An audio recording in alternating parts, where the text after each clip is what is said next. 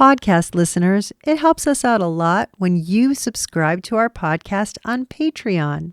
Find it at patreon.com/thechildren'shour. Thank you.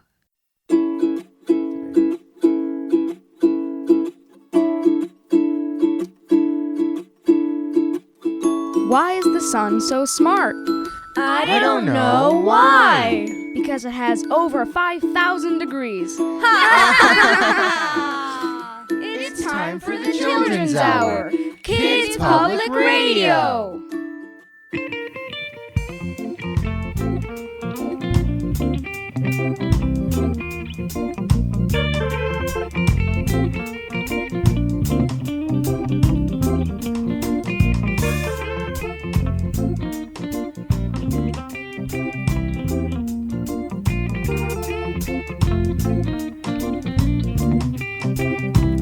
Hailing up the nations all around this world in natural time. People living in prayer in natural time. Seeking harmony in natural time. With all living things in natural with time. Rituals of dance and song in natural year-round time. Ceremonial life in natural time. Seeking the spiritual strength to in walk natural time. gentle on the earth in natural knowing time. life as a sacred thing in natural in time. love with the beauty of the world in natural time. praying for the health of the land in natural and so for the community. in natural How I time. wish we would return to living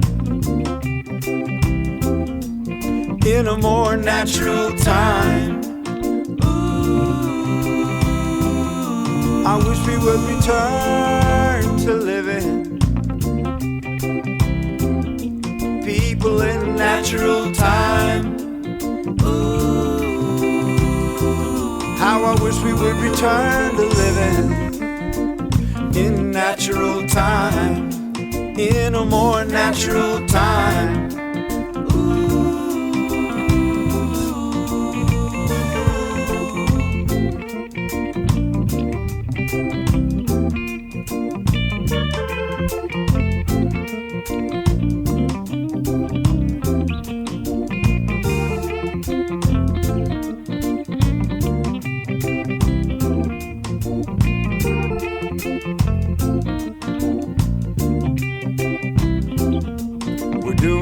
Ourselves, my friend, 24/7. the things we're doing to the earth, 24/7. we're surely doing to ourselves, my friend, the very things that we're doing to the earth.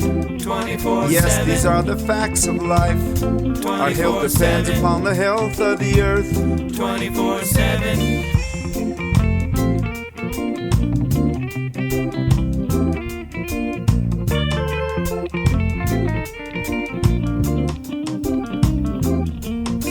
They say that only a bird that's sick indeed would dirty its own nest. Whoa, whoa, whoa, whoa. Only a bird that's sick would foul its own nest.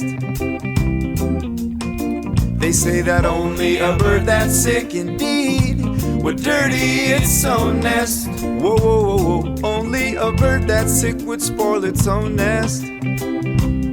So now you see all around this world 24/7. a billion cars on the road, 24/7. a billion planes in the sky, 24/7. a billion boats in the water, 24/7. a billion trains on the rail, 10 billion little motor things, 24/7. a trillion electric lights, 24/7. billions of appliance things, 24/7. a trillion TV screens, 24/7. preaching I, me, mine. 24/7. So the coal fires burn, 24/7. motor engines spew, 24/7. burning fossil fuel. 24/7. It's poisonous, 24/7. it's making people sick.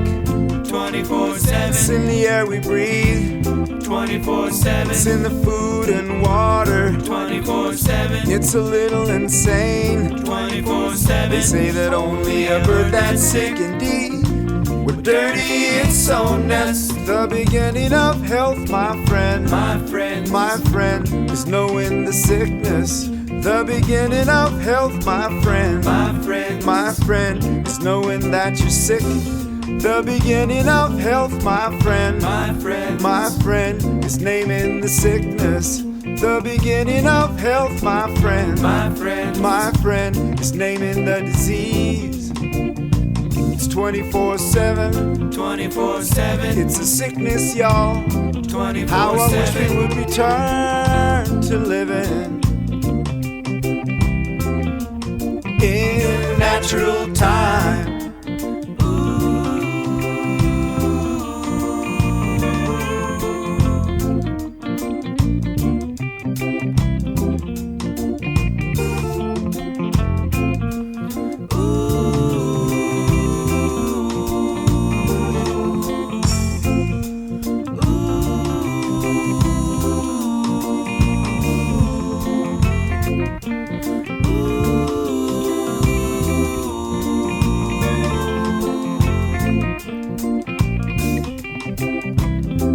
More thoughtful, natural time.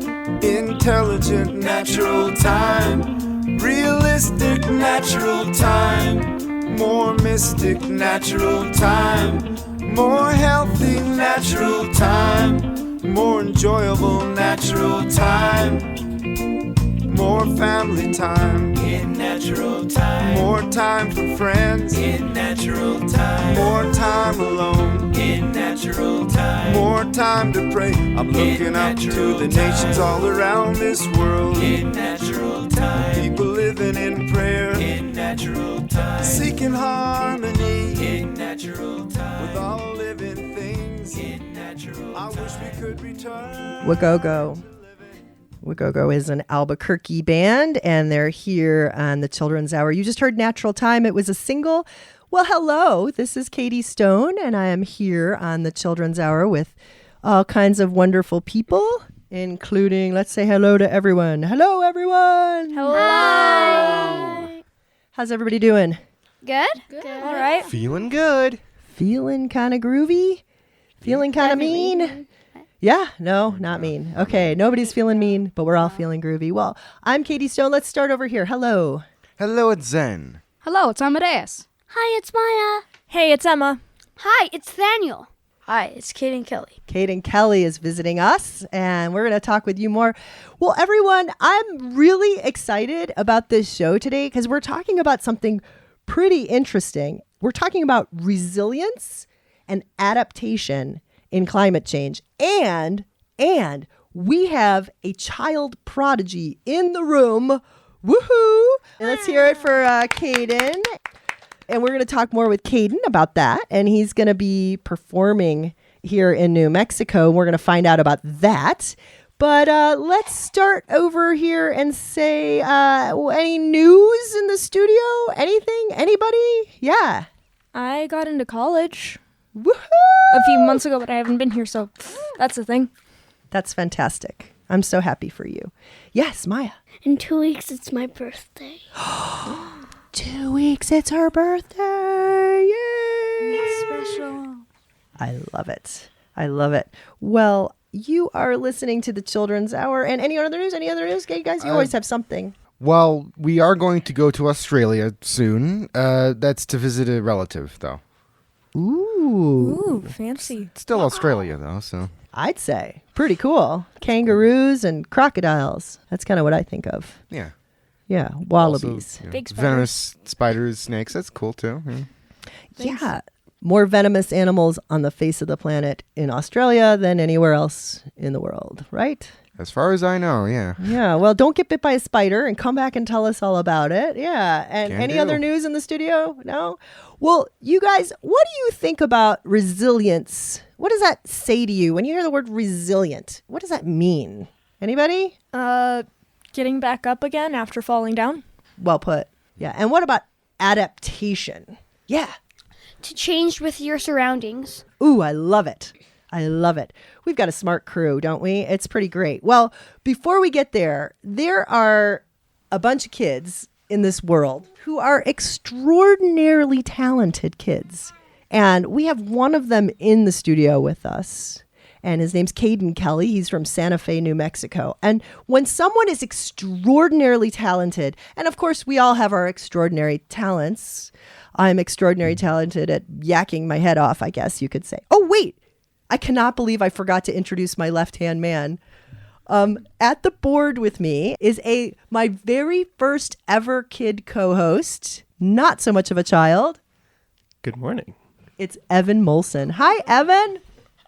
Hi, Katie. How's it going? You know what? I'm great. I'm so happy you're here. You're actually running the board. I am. Yeah, that's probably why I've been so quiet. It's like old times, huh? Except you're like a man now with a beard and like you're taller than me. Yeah. I think I'm taller than you now. I started out like, what, half your size? I think so. We were just talking about this, like what our very first show was together. And I think it was like 2004 or 2003 at the Corn Maze. That's a yike. Yeah, it was our first ever live broadcast from a public remote place. And we were at the Corn Maze in Albuquerque.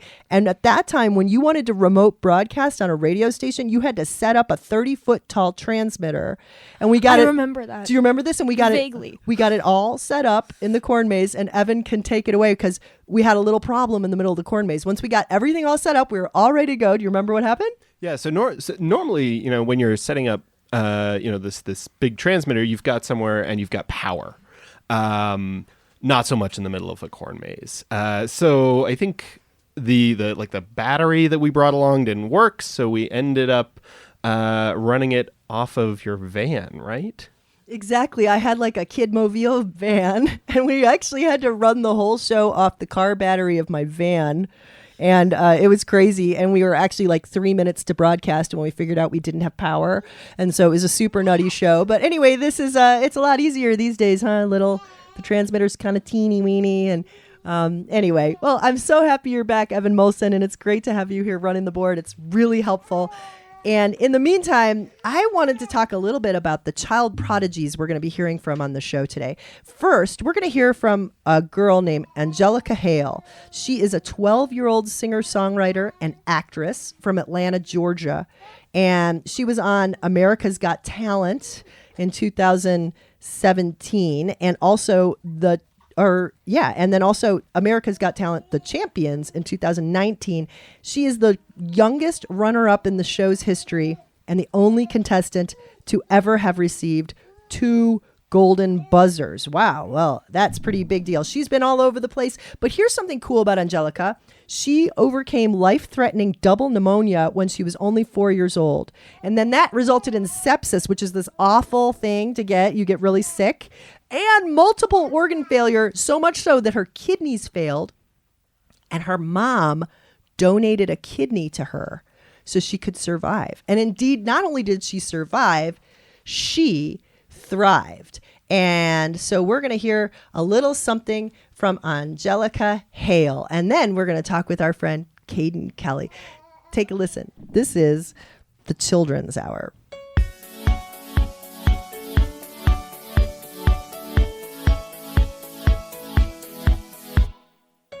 Everybody knows what's gonna come next in the story. It's so predictable. Every story's the same, it's crazy. Every book on every shelf is the same as everything else. There's nothing different. Reliving every single day. Oh, the skies, they seem so gray.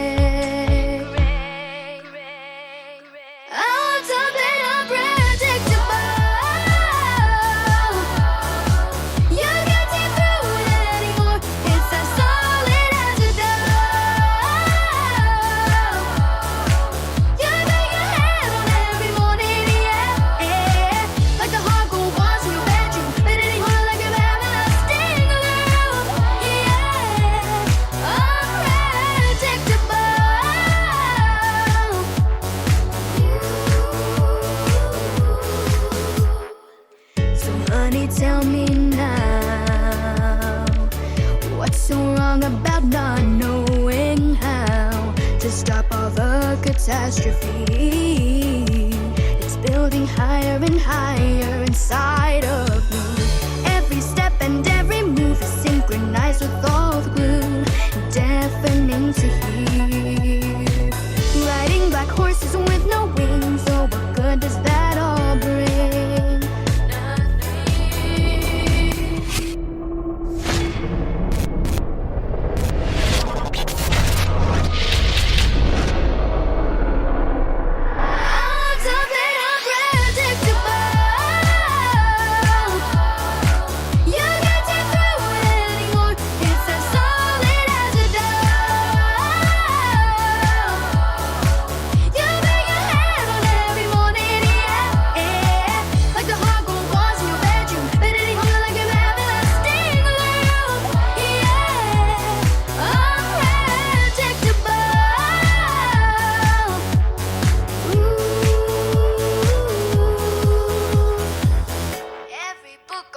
shelf is the same as everything else. There's nothing different.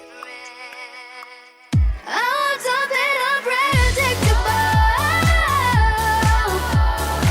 You can't see through it anymore. It's as solid as a door. You bang your head on it every morning, yeah. Like the hardcore walls in my bedroom. Been any hole like a everlasting loop, yeah. Unpredictable.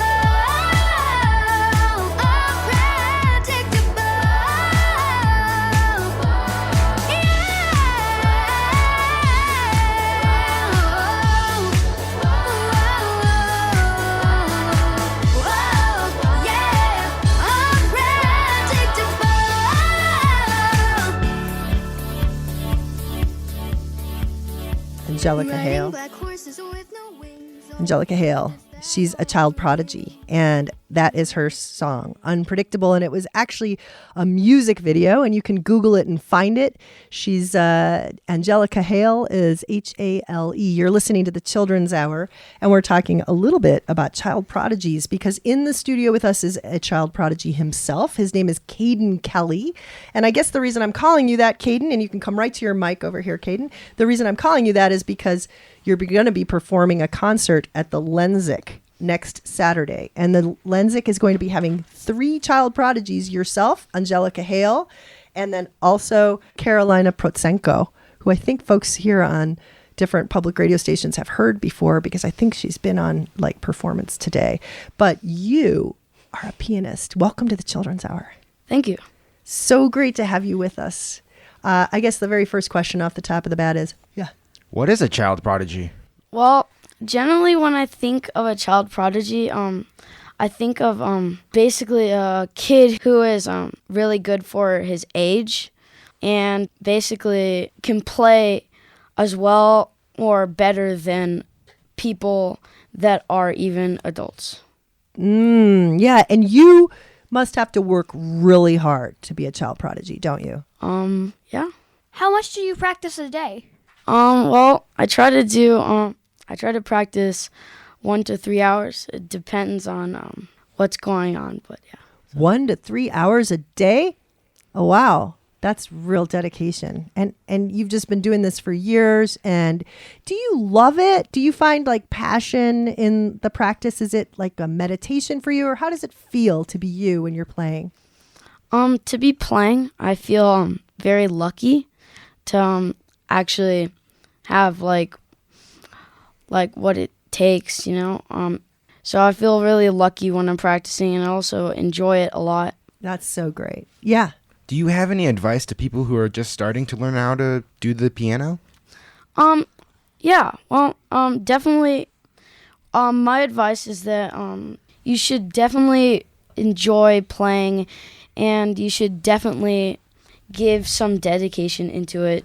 So you're saying you really have to like make it a practice. Definitely. Make it like a discipline almost. Yeah. What does it feel like to be a child prodigy? It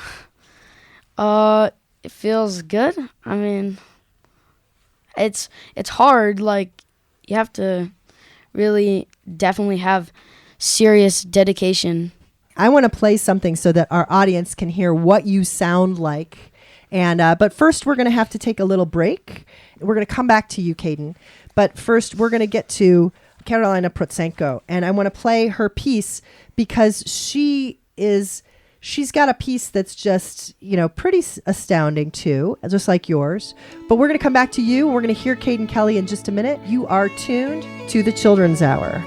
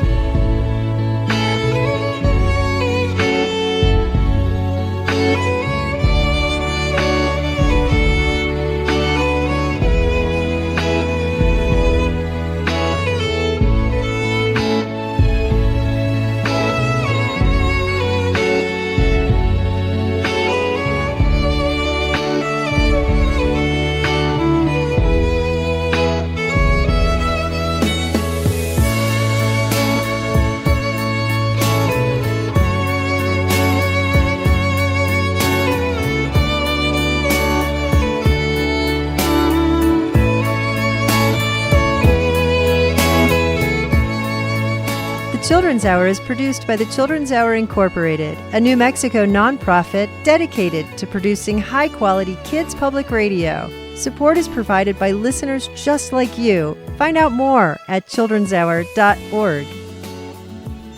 Support provided by Electric Playhouse, an all-ages playhouse filled with food and family entertainment. Electric Playhouse encourages healthy, active play using technology to bring people together. The first Playhouse is now open in Albuquerque, New Mexico. More at electricplayhouse.com. You're listening to the Children's Hour. Kids Public Radio. We'll be right back.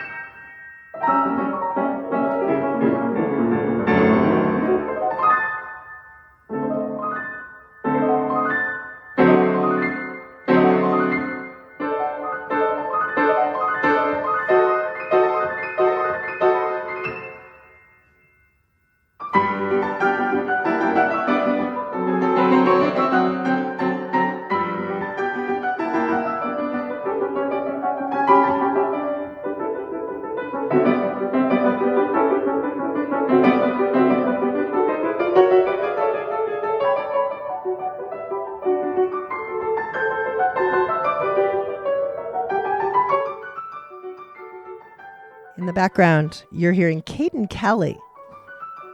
And I'm sure you're like me and you're listening and you're like, oh my goodness, this is amazing, Kayden. Thank you. That is, your hands must be flying all over the keyboards when you're doing this. Is it really fun to play this? Definitely, yeah. Well, I really like having you on the show. You are in Santa Fe, New Mexico. Do you get to do other things like, you know, outside of piano, or is that really your focus? It's definitely my focus, but I also enjoy different things like skiing and reading and doing like hiking, being outside. And you're in school? Yes. So on top of everything else in your homework, you're dedicating 1 to 3 hours a day. Do you hope to go into being a musician as an adult? Definitely. Definitely. That's so exciting. Well, Kayden Kelly, thank you so much for being with us on the Children's Hour. Thank you for having me.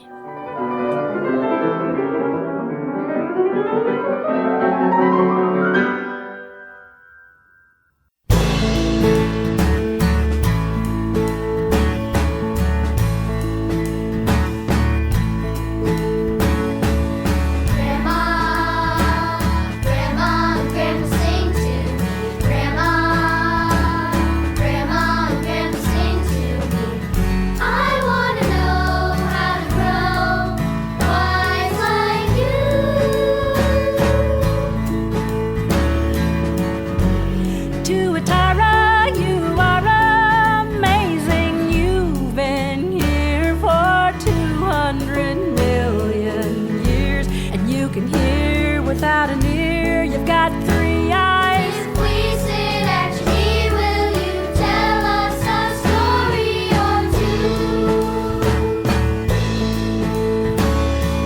Grandma, Grandma, and Grandpa sing to me. Grandma, Grandma, and Grandpa sing to me. I wanna know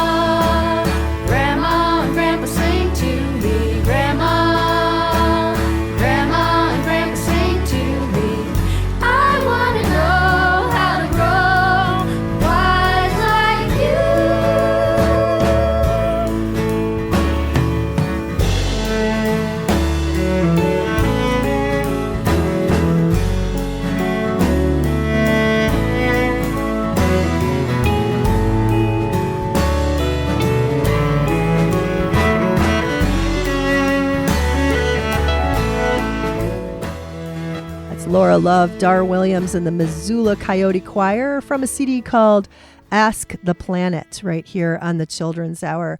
And I'm Katie Stone. I'm here with a bunch of kids and also Addie. Addie is from an organization called Climate Advocates Voces Unidas. And that means Voices United in Spanish. And of course, we are in New Mexico where people speak Spanish. So it's cool. CAVU is the short name. Welcome to the show, Addie. Thank you so much. It's so great to be here. Really great to have you. Kids have questions right off the bat. We're talking about resilience and adaptation in climate change. Yeah, go for it. Yeah. What does resilience mean? So you guys actually did a really good job of defining resilience earlier, but I think of it as basically the ability for something to kind of bounce back. You know, like you can think of a big strong oak tree. If a windstorm comes along, for example, and the wind is too heavy and it can't deal with it and it falls over, you can compare that to like a palm tree, for example. And so if you think about resilience, you can think of like a palm tree in a windstorm where it's getting blown down really, really far, but then it pops right back up afterwards.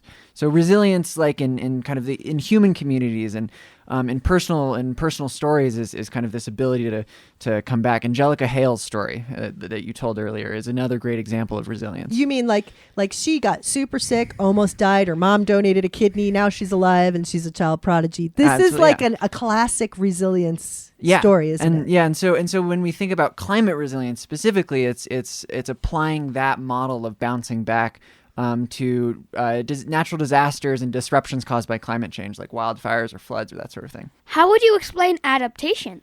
Adaptation, I think at its most basic, you guys also did a great job of defining that. At its most basic, I would describe it as a choice. You know, it's a choice that we make based on a change that has happened. You know, for animals, they don't necessarily sort of make choices in the same way. An animal adapting to climate change might look like an animal moving from one place to another, or, certain kinds of trees can cut off flow to different parts of their different branches and that sort of thing to cope with droughts. Like that's an example of sort of physical adaptation. But for humans, it's really about the choices that we make and the understanding that we have about how the climate will look like in the future and the choices that we make today to be prepared for that. What's a good example of an adaptation that and how do you teach this to kids to make those choices that would be adaptable to climate change? So give us an example of how all of us in this room could adapt to something related to climate change. Absolutely. And so I think it's really important when we think about adaptation to think about sort of what we need as people and as societies and as parts of kind of a larger ecosystem. And so we usually start, when we teach this, we usually start out by asking, and this is a question that y'all can consider is, what's important to you? You know, what do you need to survive day to day? You know, is it access to water? You know, is it happiness? Yeah. So what are some of the things that you guys like? What's important to you? You know, and this can be activities. This can be, like a certain kind of food that you really like, clothes that you like to wear, anything like that. Well, to me, I really like to draw and things like that. Awesome. Okay. Anybody else? Yeah, go ahead, Maya. I really like to play my ukulele. Okay. Fantastic. I like acceptance and compassion for my family. Wow. That is, yeah. I like guacamole. Can I just be real? I love guacamole. I was going to say, you were talking about food. I'd say potatoes would take the cake for me. Okay. Amadeus and I are on the same mind. Yeah, we're hungry. That's where I go first. You know, it's like or say sugar. Yeah. I mean, here's a really good example. Yeah. Is there? Everybody, come to your mics. Do you like donuts? Yeah, they're good. They're okay. I'm morally against the majority of donuts. Okay, you're vegan. That's okay. Donuts is. Do you like sugary things? In general, not like somewhat. But wait, Addie.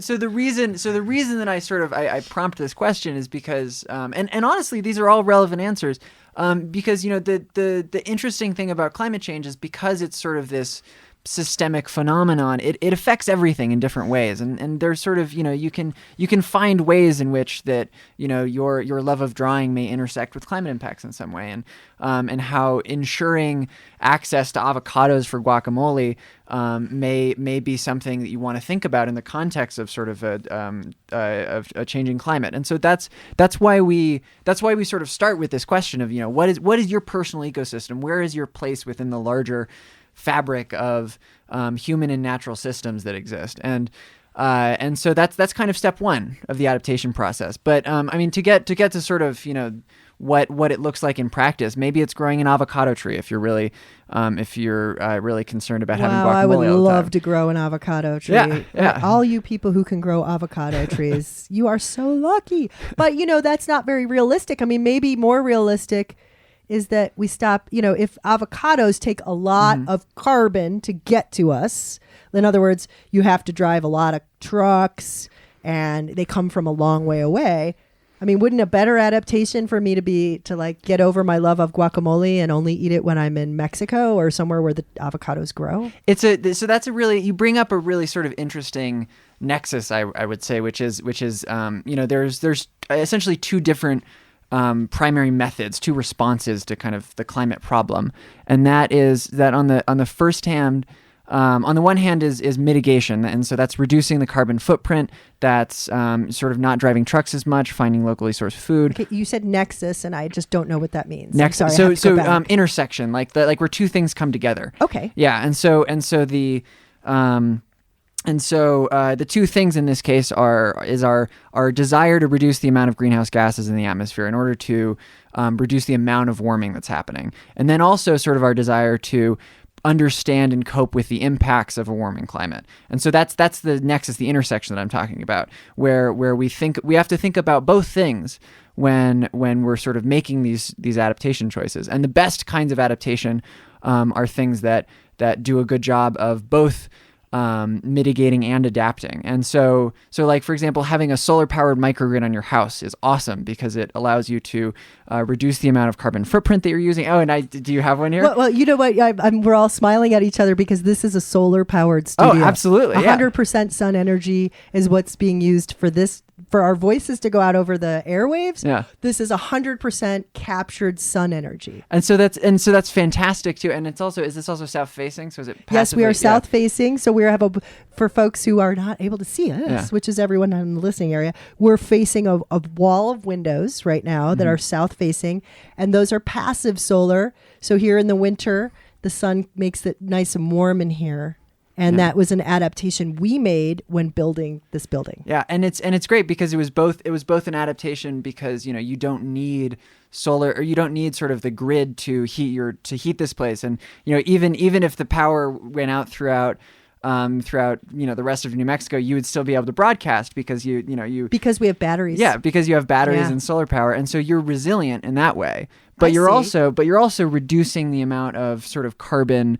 The carbon footprint of this studio. But kids can't really make the choice to go solar on their houses. What choices can kids make in their lives? And actually, let's think about that. Yeah. The choices that kids can make before we move on to the next thing. But we are going to need to take a break in just a minute. And you are tuned to the Children's Hour. And keep listening. We're talking climate change, resilience, and adaptation.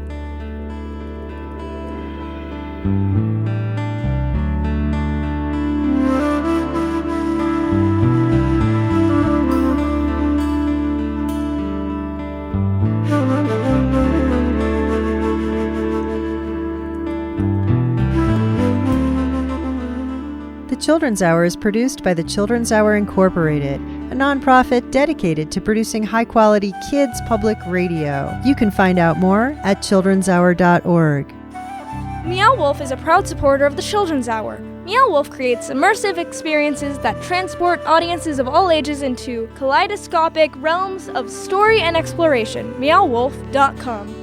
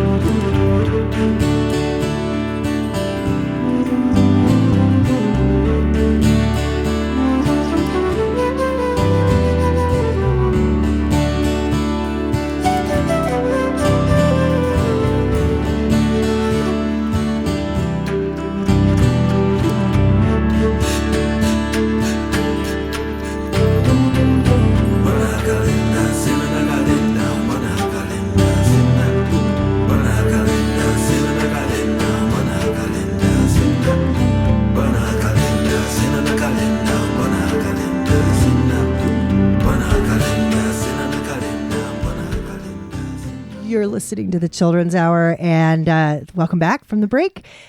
Happy to have in the studio with us from CAVU. And Addie, we're just about to say, well, you were talking about how like one way to be resilient is to have solar panels and, but that's not something kids can really make a choice about. What can kids do that is both showing resiliency and adapting?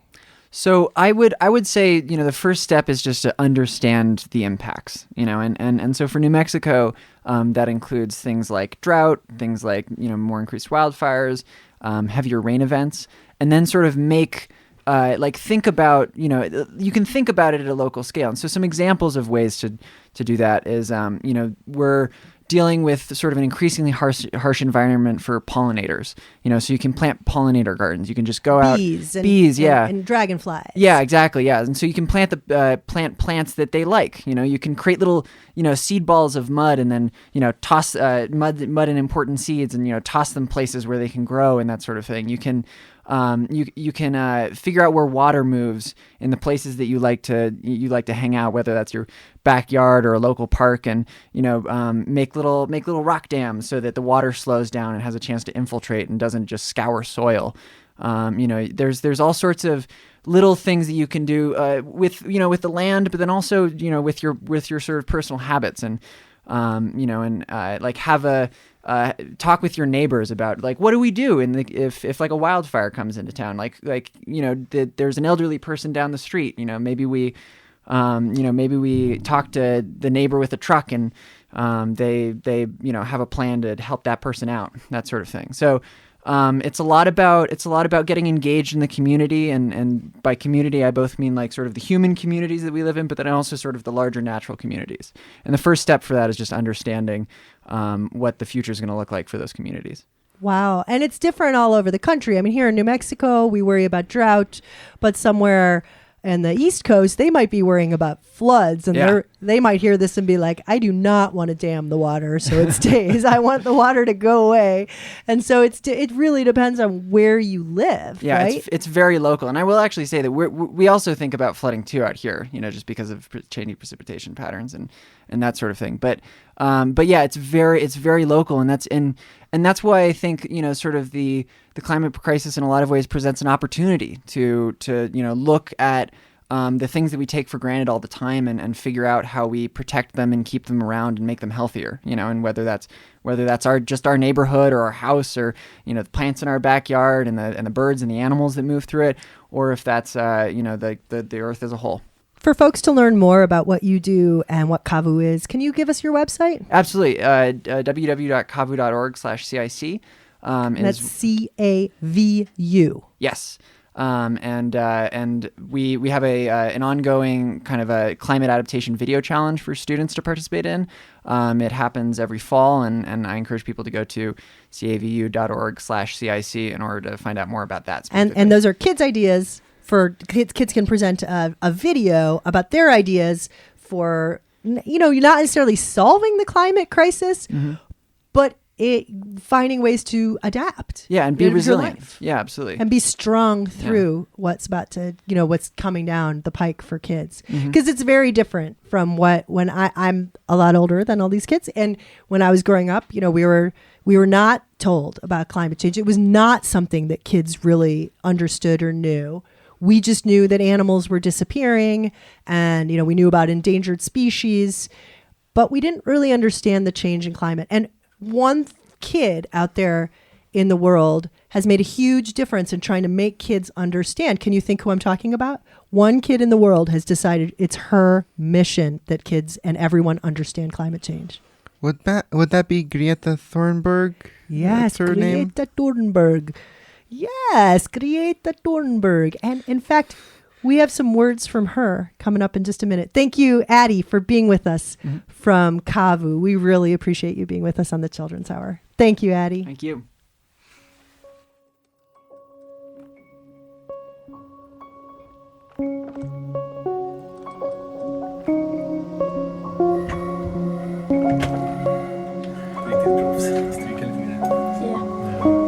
Jag tänker det här för det har jag inte riktigt.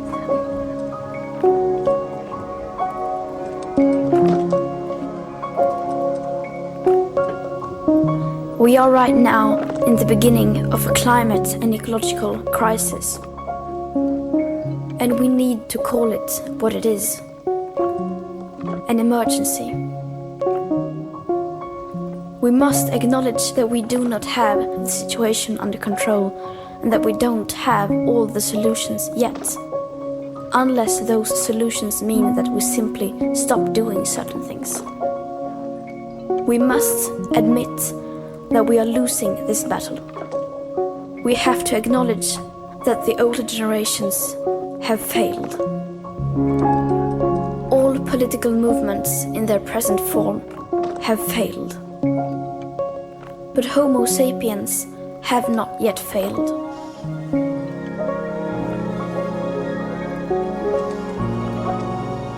Yes, we are failing, but there is still time to turn everything around. We can still fix this. We still have everything in our own hands. But unless we recognize the overall failures of our current systems, we most probably don't stand a chance.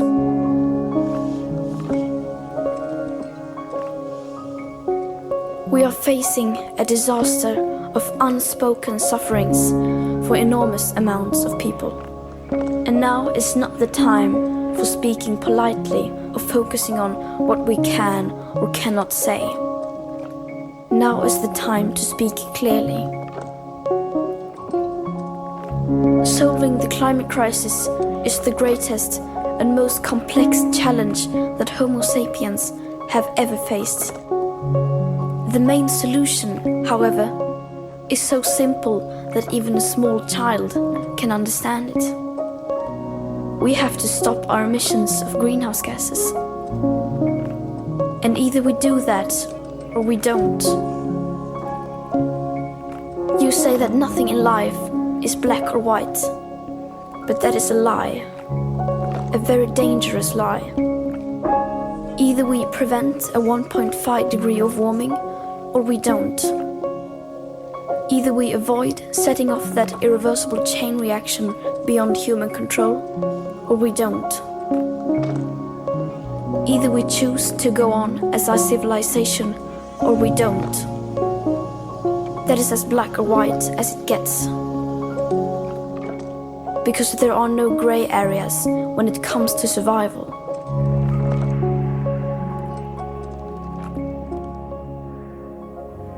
Now we all have a choice. We can create transformational action that will safeguard the living conditions for future generations. Or we can continue with our business as usual and fail. That is up to you and me. And yes, we need a system change rather than individual change. But you cannot have one without the other. If you look through history, all the big changes in society have been started by people at the grassroots level. People like you and me. So I ask you to please wake up and make the changes required possible. To do your best is no longer good enough. We must all do the seemingly impossible. Today, we use about 100 million barrels of oil every single day. There are no politics to change that. There are no rules to keep that oil in the ground. So we can no longer save the world by playing by the rules. Because the rules have to be changed. Everything needs to change. And it has to start today. So everyone out there, it is now time for civil disobedience. It is time to rebel.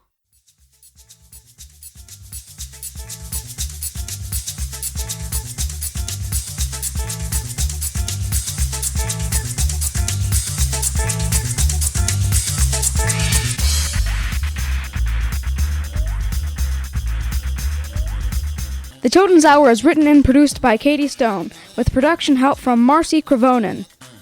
Our podcast, links, and more can be found at our website, childrenshour.org.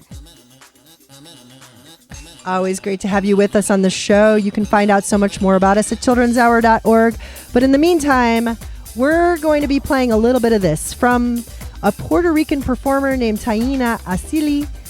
This is the title track of her CD called Resiliencia, right here on the Children's Hour. La lluvia cae, el río nos guía. La lluvia cae, el río nos guía. La lluvia cae, el río nos guía. La lluvia cae, el río nos guía.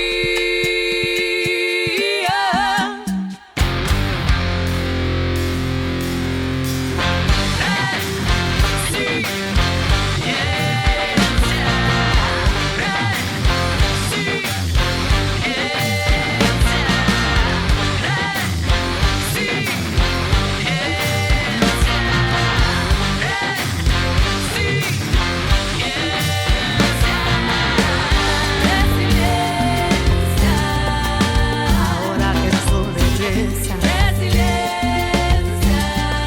eleva nuestro resplandor. Resiliencia, has decidido que nunca. Resiliencia, a ser iluminada, indómita fue la tormenta, imparable como la voz que grita para ser escuchada, que siente un gran dolor. Vino el agua de las montañas, vinieron las olas desde el mar,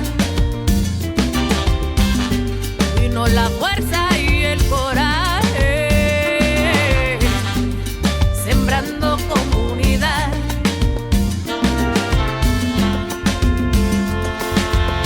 En el barro se siembra una semilla, y del sufrimiento y la agonía, la esperanza para un nuevo día ha nacido.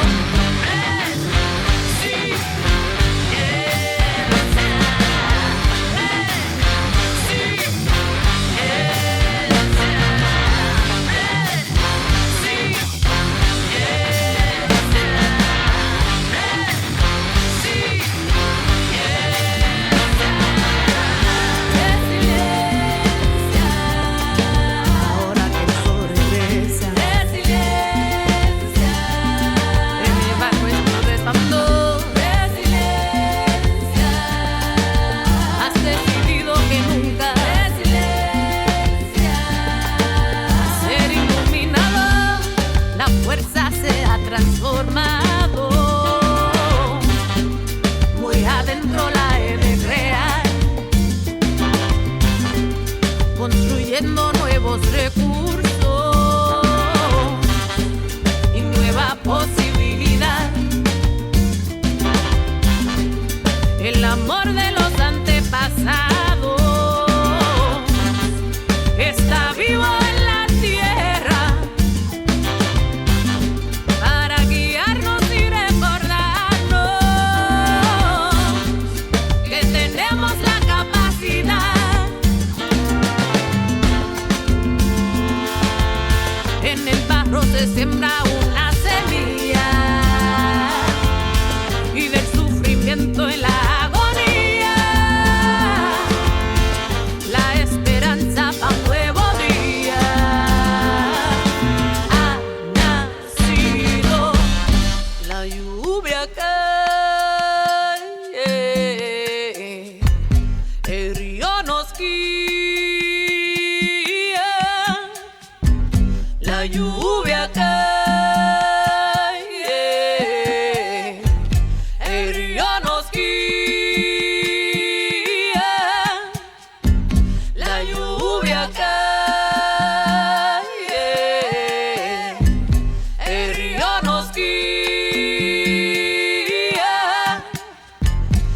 lluvia cae,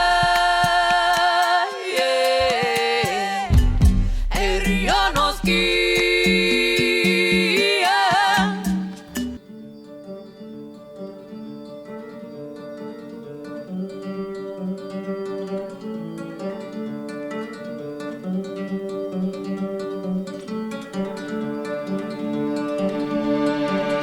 We all saw the planet Earth shining there in space. We know the Earth is home, my friend, to all the human race. It's up to you and me, my friend. It's up to you and me.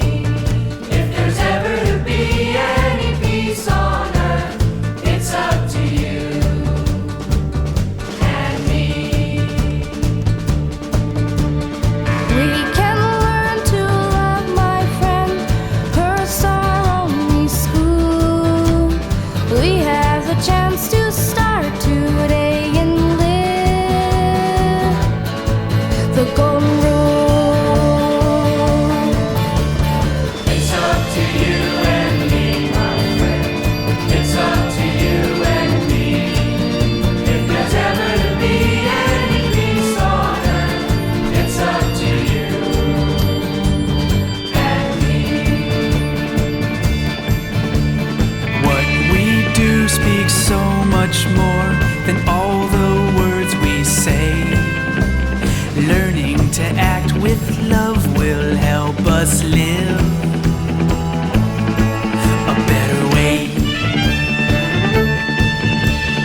It's up to you and me, my friend. It's up to you and me.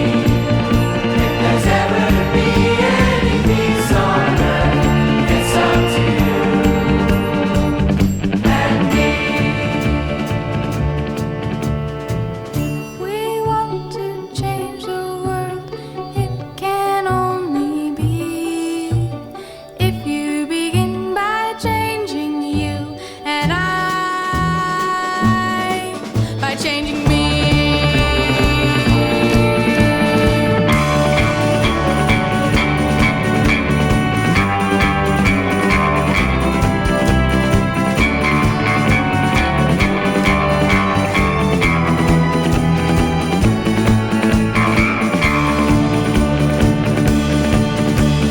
It's up to you and it's up to you and it's up to you and it's up to you. If there's ever to be any peace on earth, it's up to you, it's up to you and it's up to you and it's up to you and it's up to you